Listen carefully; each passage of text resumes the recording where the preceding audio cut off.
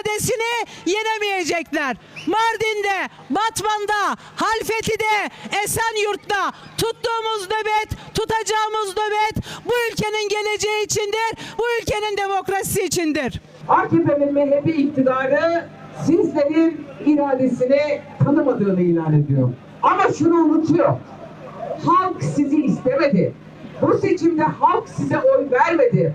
Sevgili Ahmet abimiz Ahmet Türk ve Devrim Demir %57 bu halkın, Mardin halkının, yurttaşlarının oyunu alarak Büyükşehir Belediyesi eş başkanları seçildiler. Normalleşme dediler ama tam 8 yıl önce bugün 4 Kasım'da yapmış oldukları siyasi soykırımı tekrar ettiler.